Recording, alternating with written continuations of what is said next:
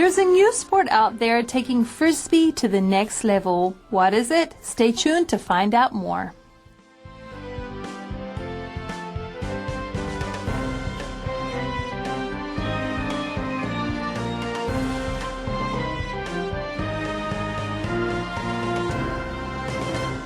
Hello listeners, welcome to Advanced Radio, and today we are going to be covering the second day of our sports article. It's called The Rise of Disc Golf, and yesterday we began to look at how this new sport continues to rise in popularity. What is disc golf? Well, disc golf is a game that uses a plastic disc, not unlike the Frisbee, that is thrown into a series of metal baskets in an outdoor course like golf. And the game, or the aim of the game, is to use the fewest throws possible to get through the course.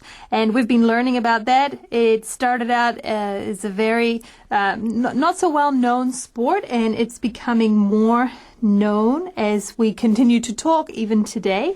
And we're going to be continuing looking at this sport. But with me, I also have some other hosts.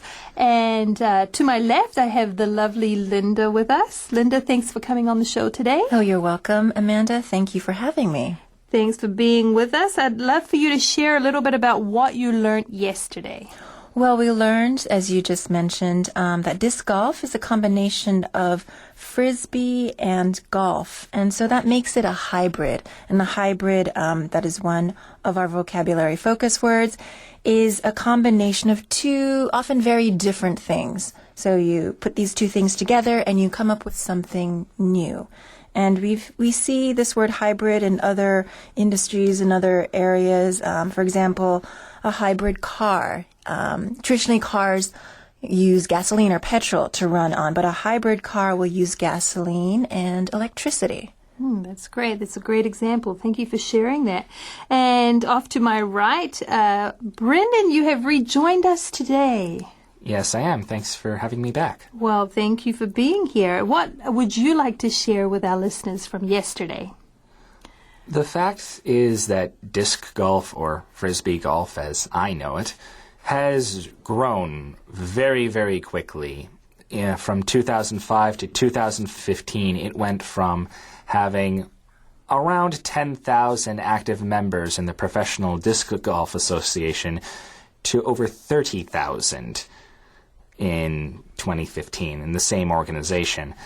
This sport definitely has a lot of momentum behind it, and it's growing really fast.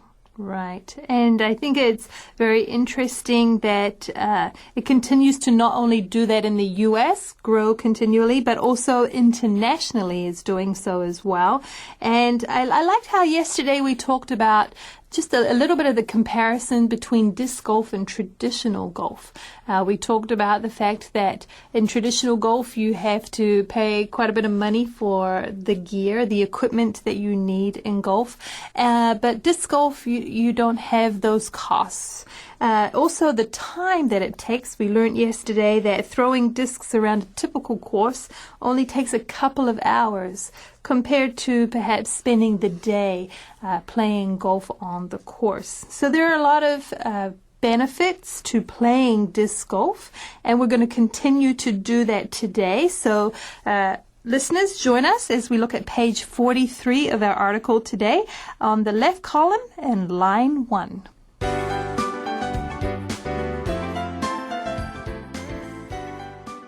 Creating competition. Murray directs the annual Memorial Championship, one of the biggest disc golf tournaments in the country, which is played at 3 courses across the valley. In its 28th year, almost 650 people from around the world played in the tournament. This year, the online broadcast peaked at more than 5,000 concurrent viewers, according to Murray. Increasing interest.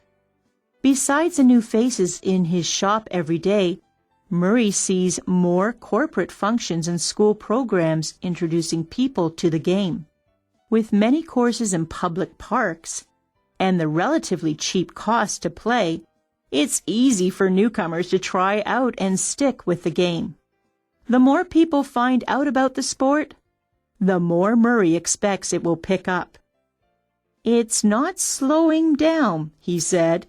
We always say it's the fastest growing sport in the world, and that's just what we see. All the success has attracted some traditional golf courses, which have taken a hit financially in recent years. Disc golf is an alternative that can help courses recoup lost green fees, especially in the summer when golfers avoid long hours in the heat. It's going to be the thing of the future due to economics, said Frank Buchanan, the manager at Fiesta Lakes Golf Club in Mesa, Arizona. Well, listeners, if you have just joined us, then you have come at the right time. We are looking at our sports article for the month of September. You don't want to miss out on this article. We are talking about the rise of disc golf. Disc golf is a new sport that continues to grow in popularity. And yesterday we learned a lot about what is happening in Vista del Camino Park in Arizona. We learned that this is a hotbed for disc golf. And what we've learned there is that there is a gentleman called Keith Murray. He's the owner of Spinners on the Green Disc Golf Pro Shop, and he's been trying to cultivate enthusiasm for disc golf in his community. And we go on to not only learn that it's growing popular in America, but also internationally, so much so that there is even competitions with regard to disc golf. So that is where we head today in our first paragraph, creating competition. What do we learn from Keith Murray about this, Linda? Well, he actually directs the annual Memorial Championship, and that is one of the biggest disc golf tournaments in the U.S., and it's played in the Valley on 3 different courses. Okay, so they're using 3 different golf courses to play this tournament. And how long has it been around, Brendan? It's been around for 28 years. That's a lot of years. That's a really long time. Much longer than I expected, honestly. Considering we have just been learning about it, and, we're, okay, it's increasing in popularity, but it's actually been around for 28 years. It's quite a long time. Now, how many people from around the world have been participating in this competition? Close to 650 people from around the world. So it's held in the Valley here, but they get international competitors coming from all over the world. That's a lot of competitors, 650. That is. And we learned that this year they even did something online, Brendan. What did they do? They broadcast the tournament online, and they had almost more than, actually, 5,000 concurrent viewers, which concurrent simply means that at any given time the website had at least 5,000 people, because some people drop out because they need to leave and go somewhere, but at the same time as one person is leaving, another person is coming in and viewing it. Right. Okay. So that just shows us how much it's growing in popularity when people are starting to view it online as well through these competitions. When a sport becomes competitive and it starts to have these competitions, well, then we're learning that it's trying to be very serious about it as a sport, right, Linda? Not just a backyard game. Right. Yeah. When you have these competitions, or in this case, championship, it shows that the sport really has taken off. Of course, the ultimate is if it becomes an Olympic sport. Yeah. Right. And we've seen many different sports in the Olympics join the Olympics, but also be taken away from the Olympics, right? Perhaps disc golf will be one of them one day. Who knows? But we see here that this is the level that we're getting to with this sport, that it's holding a competition where many international players are coming to play it. Now we see an increase in the interest that is happening in this sport. What has Murray been experiencing? Keith Murray, what has he been experiencing? He has been experiencing a lot more corporations and schools and these different facilities introducing people to the game by either hosting or promoting it through their own activities. Right. Yesterday we learned that Keith said that he saw about 5 new faces, or he estimates he sees about 5 new faces every day.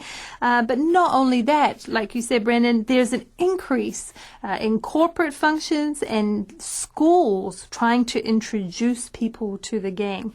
Now, when you were doing PE or physical education at school, what kind of sports did you play in your classes, Linda? We did volleyball. We'd play basketball. Yeah. I personally liked running, but that isn't a team competition, team sport. Right. Okay, good. There's a few different team sports there. What about you, Brendan? The ones I really remember were kickball, because let's be honest, what kid doesn't like to kick a ball as far as he can in a sort of baseball soccer hybrid game? Right. But we did most of the standard sports that you would run into: baseball, basketball. Well, instead of baseball, it would be kickball, but basketball, soccer, just general sports like that, especially at the younger ages. Right.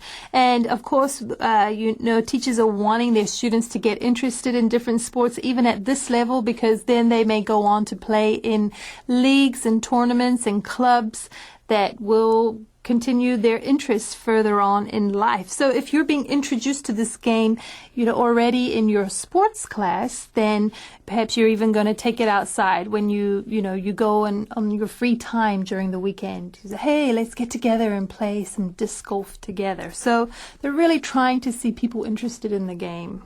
Right, and they may not necessarily have the goal of, encouraging students to play this game outside of school, but their main motivation might be to build team spirit or to encourage team bonding. At least that's what companies would be interested in. As he mentions here, that there are a lot of corporate functions that are introducing people to the game.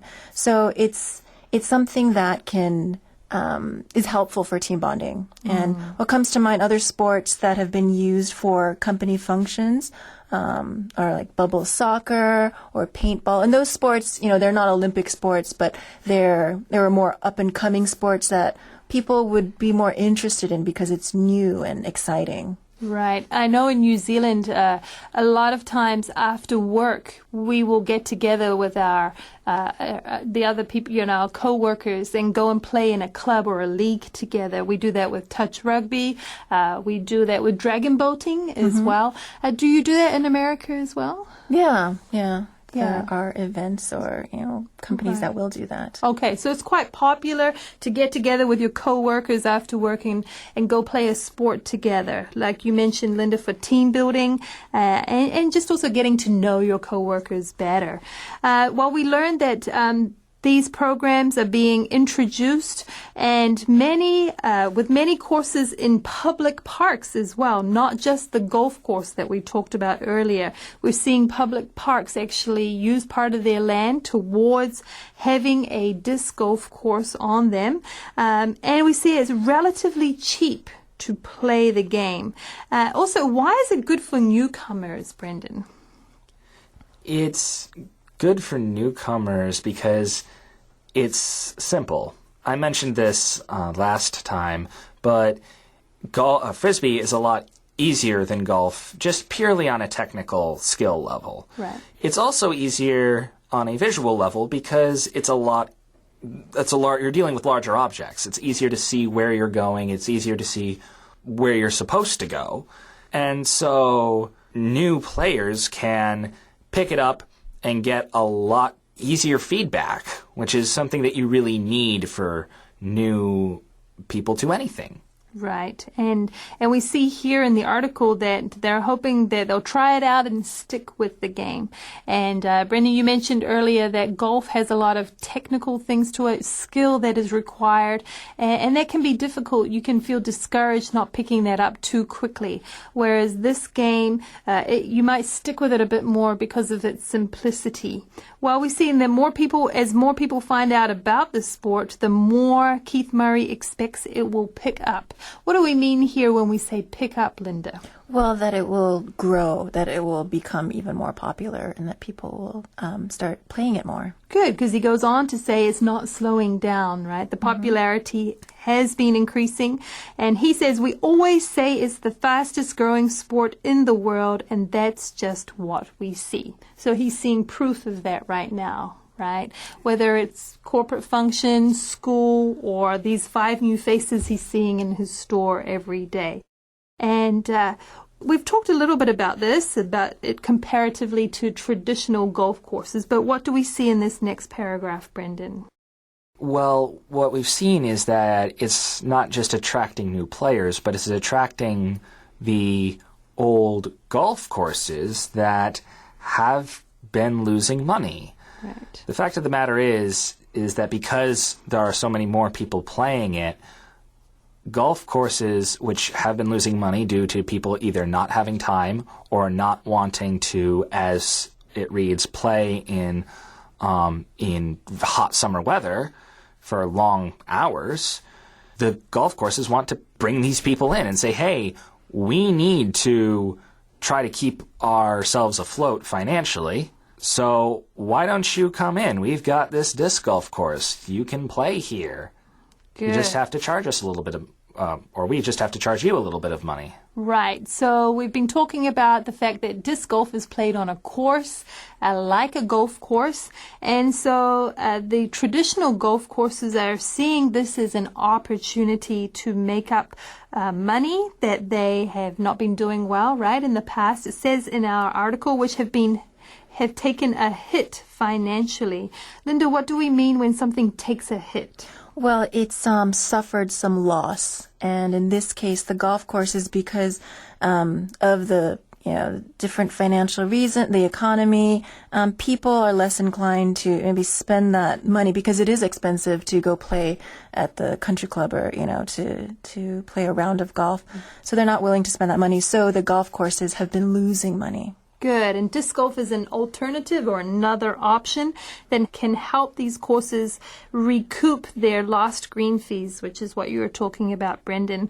A golf course, when you go to play, you have to pay a green fee. What is a green fee? A green fee is simply a down payment to play on the property. Good. So the golf course will, if you want to play on it, you have to pay them some money to play on their land. Right. Okay. And so these golf courses are trying to recoup. They're trying to get back the money that they lost. And we see perhaps disc golfers are more inclined to play in the hot weather than the traditional golfers are. So they're taking opportunity of that. So what does Frank Buchanan go on to say in this last little paragraph, Linda?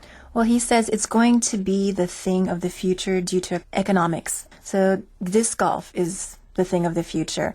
And it's wise that these golf courses or these golf clubs are wanting to bring in disc golfers, to make up those lost green fees. I'm not sure how other normal golf players would feel about that because, there is a status, or prestige in, being members of these golf clubs. And it's usually people of higher economic, status. They can afford to have membership. But still, for, the golf clubs, it's, comes down to their bottom line. And, I just wanted to point out the reason why, the green fees are so expensive is because they have to maintain the grass, which, it takes a lot of care.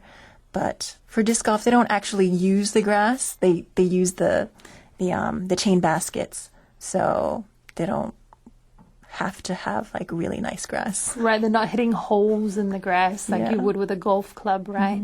Right, yeah. And oftentimes the green is, beautifully kept and maintained. So that's true. They need to keep that going, and also the water that they need to supply to keep that green looking green. Yeah, it requires a lot of work. And there we go. Well, let's look on into our next column, improving the target.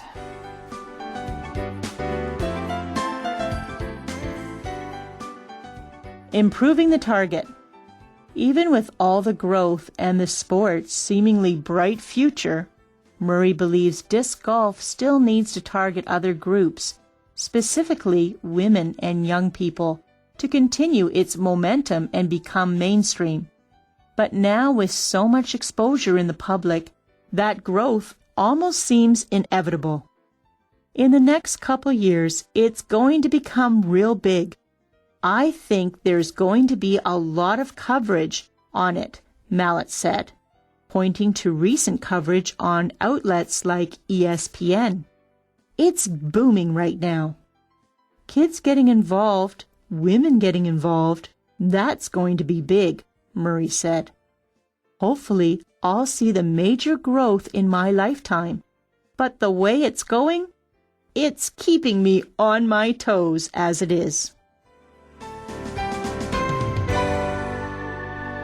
Well, in this next paragraph, in the subheading of the paragraph is improving the target. It's a little play on words here, Linda, isn't it?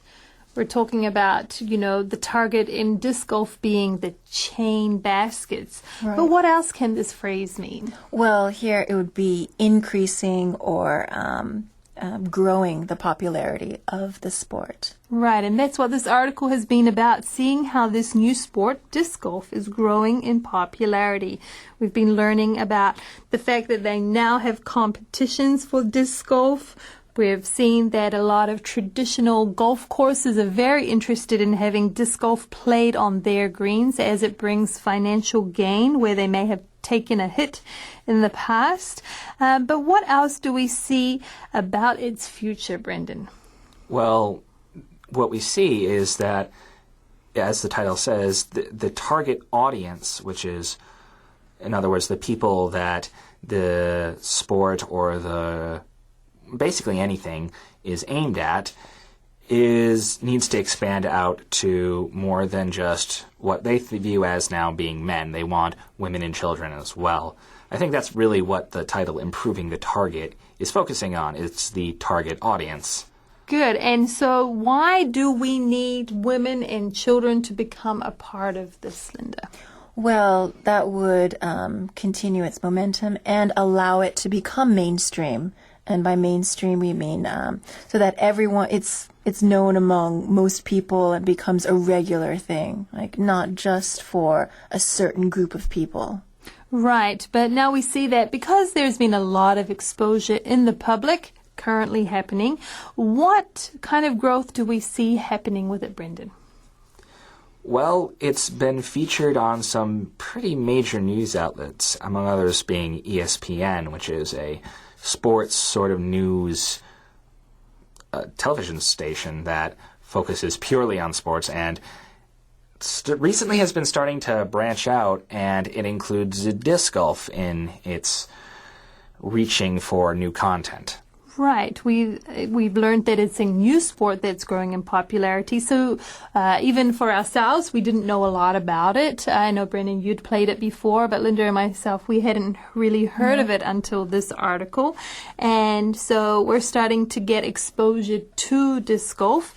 And as that increases, the growth will be inevitable, to the point where we see people like ESPN or TV channels like ESPN getting on board. We've seen that a lot with different sports. I've seen that happen with extreme sports. In the past, extreme sports, BMXing, skateboarding, all these different extreme sports were never really featured on TV. Now they have an exclusive channel on ESPN for extreme sports. And so here they're hoping in the next couple of years that it's going to become real big. And it goes on to say that it's booming right now. What do we mean when something is booming, Linda? It's increasing, like it's exploding. Right. Yeah. It's getting really big. And kids are getting involved. Women are getting involved. And he says that's going to be big. And what is he hoping to see? He wants to see the major growth of disc golf within his life. He wants to watch it become something huge, frankly.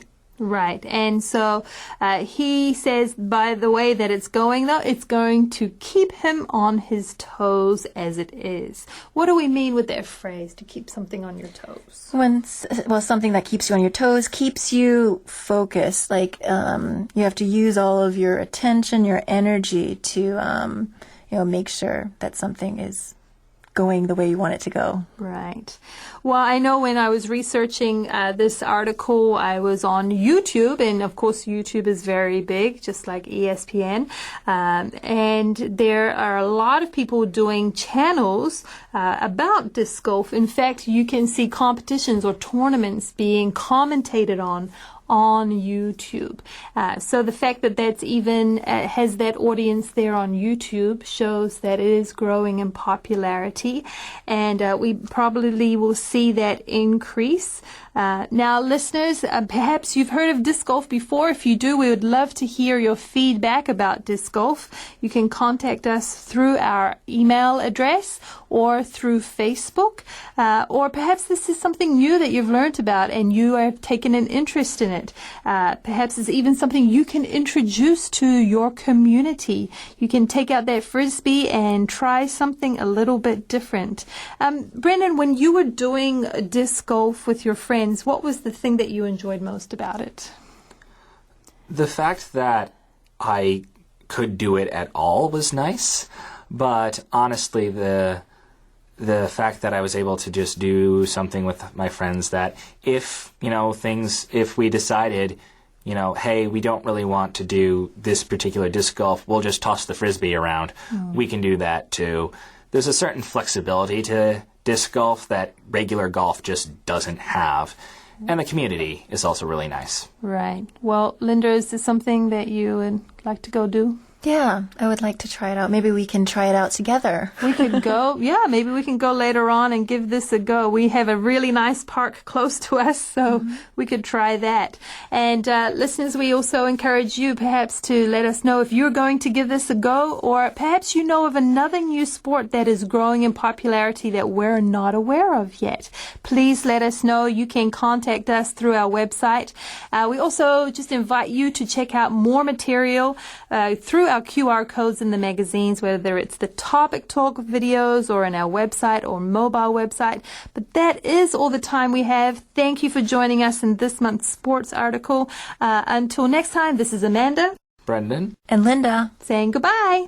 Bye.